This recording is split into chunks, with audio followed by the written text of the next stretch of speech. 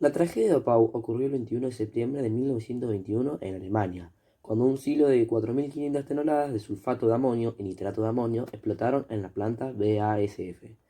Dos explosiones separadas solo por medio segundo ocurrieron a las 7:32 horas del 21 de septiembre de 1921 en el silo 110 de la planta, formando un cráter de 90 metros por 125 de ancho y 19 de profundidad. En estas explosiones, 10% de las 4.500 toneladas de fertilizantes almacenadas en el silo detonó. Las explosiones fueron escuchadas como dos estruendos fuertes en el noroeste de Francia y en Múnich, a más de 300 kilómetros de distancia, y se estima que contenía una energía de 1 a 2 kilotones equivalentes a TNT. Los daños a propiedades fueron valorados en 1922 en 321 millones de Papier-Max, estimados por The New York Times como el equivalente a 7 millones de dólares. Desde entonces, Alemania sufrió de una hiperinflación de 1919 a 1924, y las cantidades dadas y los tipos de cambios no fueron muy descriptivos. Aproximadamente el 80% de todos los edificios de Pau fueron destruidos, dejando a 6.500 personas sin hogar. La ola de presión causó grandes daños en Mannheim, ubicado justo al otro lado del Rin. Arrancó los techos a una distancia de hasta 25 kilómetros y destruyó ventanas más alejadas, incluyendo las vidrieras medievales de la Catedral de Worms, 15 kilómetros al norte. En Heidelberg, a 30 kilómetros de Pau, el tráfico fue detenido debido a la cantidad de vidrios en la calle, se descarriló un tranvía y algunos techos fueron destruidos. Las personas fallecidas: 500 cuerpos fueron recuperados dentro de las primeras 48 horas, con el número final de muertos superando las 560 personas y más de 2.000 heridos. Al funeral asistieron el presidente alemán Friedrich Ebert y el primer ministro Hugo Lerchfeld, y se vieron multitudes de 70.000 personas en el cementerio de Ludwigshafen. Sustancia química implicada. La planta empezó a producir sulfato de amonio en 1911, pero durante la Primera Guerra Mundial, cuando Alemania era incapaz de obtener el azufre necesario, empieza a producir nitrato de amonio. El amoníaco podría ser producido sin recursos extranjeros, utilizando el proceso de Haber, que en química el proceso de Haber es la reacción de nitrógeno e hidrógeno gaseosos para producir amoníaco. La importancia de la reacción radica en la dificultad de producir amoníaco a un nivel industrial. Comparado con el sulfato de amonio, el nitrato de amonio es fuertemente higroscópico, por lo que la mezcla de sulfato de amonio y nitrato se compacta por su propio peso, convirtiéndolo en una sustancia muy parecida al yeso. Los trabajadores necesitaron utilizar picos para sacarlo, una situación problemática porque no podían entrar al silo y corrían el riesgo de ser enterrados en abono. Para facilitar su trabajo, usaron pequeñas cargas de dinamita para aflojar la mezcla. Aunque extremadamente peligrosa, esta era una práctica común. Era bien sabido que el nitrato de amonio era explosivo, ya que se había utilizado para este propósito durante la Primera Guerra Mundial, pero las pruebas realizadas en 1919 habían sugerido que mezclas de sulfato de amonio y nitrato que contuvieran menos del 60% de nitrato no explotarían. Por esta razón, el material manipulado por la planta, nominalmente una mezcla del 50% y el 50%, fue considerado lo suficientemente estable para ser almacenado en parcelas de 50.000 toneladas, más de 10 veces la cantidad involucrada en el desastre. De hecho, nada extraordinario había sucedido durante un estimado de 20.000 detonaciones hasta la explosión fatídica el 21 de septiembre.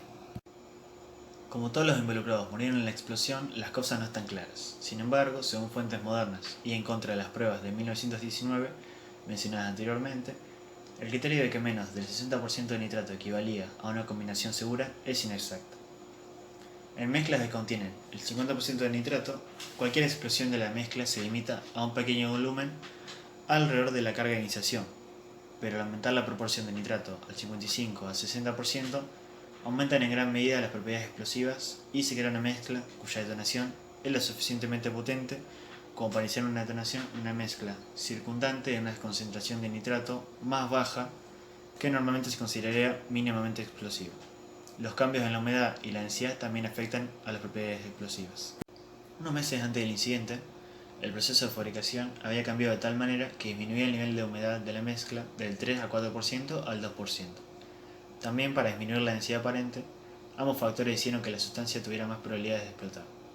También hay evidencia de que el lote en cuestión no tenía una composición uniforme y contenía bolsas de varias docenas de toneladas de mezcla enriquecida en nitrato de amonio, Por lo tanto, se ha propuesto que quizás una de las cargas se haya colocado en o cerca de esa bolsa, explotando con suficiente magnitud como para activar parte de la mezcla inferior de nitrato circundante.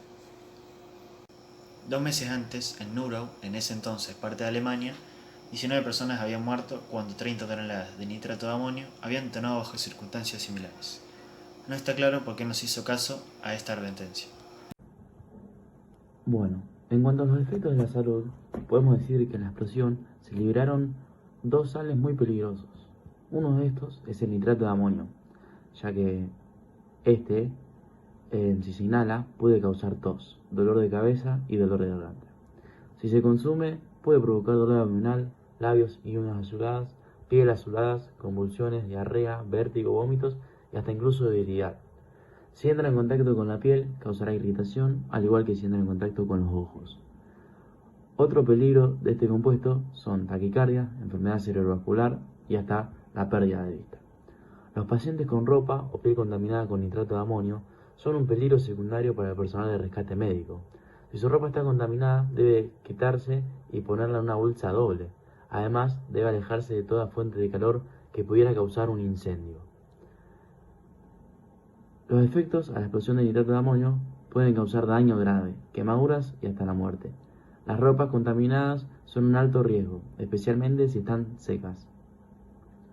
Después también en esta explosión se liberó sulfato de amonio, que si el cuerpo no puede procesar o eliminar el amoníaco, este se acumula en el torrente sanguíneo. Los niveles de amoníaco altos en sangre pueden llevar a problemas de salud grave, como daño cerebral, coma e incluso la muerte. La causa más común de los niveles amoníacos altos en la sangre es la enfermedad del hígado. En cuanto a la veracidad de la información transmitida, podemos decir que los medios de comunicación informaron tanto la cantidad verdadera de los muertos como la de heridos y como la de daños causados a la explosión. Además de esto, se transmitió también que el problema se pudo haber evitado. Hubo desde la falta de control de los reactivos hasta las condiciones de almacenamiento o extracción de los mismos fueron erróneas.